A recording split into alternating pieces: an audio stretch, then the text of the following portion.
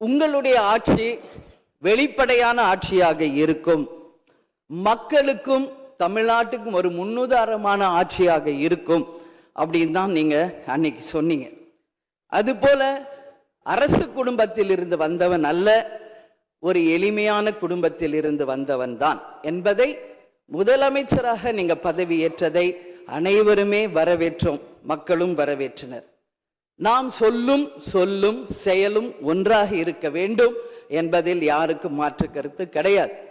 வரலாற்று சிறப்புமிக்க இந்த அவையில இன்றைக்கு பெரும்பான்மையை நிரூபிக்க வேண்டிய தருணத்தில் முதல் முறையாக மனவேதனையோடு நான் பதிய வைக்கிறேன், இங்கு குதிரை பேரம் நடந்ததாக இன்றைக்கு எதிர்கட்சிகள் அத்தனை பேருமே அதை சொல்லும் பொழுது, இதுவரை தமிழக அரசியல் வரலாற்றில் நடக்காத ஒரு விஷயம், அதுவும் இந்த வரலாற்று சிறப்பு மிக்க இந்த அவையிலே இந்த முக்கியமான நாளில் அதை பற்றி பேச வேண்டிய ஒரு நிலையை ஏற்பட்டதற்காக உண்மையில் நான் மனம் வேதனை அடைகிறேன்.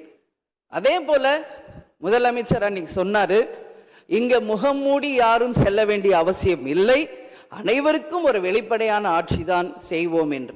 அப்படி இருக்கையில் முதல்வர் அவர்களை சந்திக்க யார் முகத்தை மூடிக்கொண்டு அன்று வாகனத்தில் சென்றார்கள் என்பதை நிச்சயமாக மக்களுக்கு தெரியப்படுத்த வேண்டும் என்பதை இந்த நேரத்திலே நான் கேட்டுக்கொள்கிறேன்.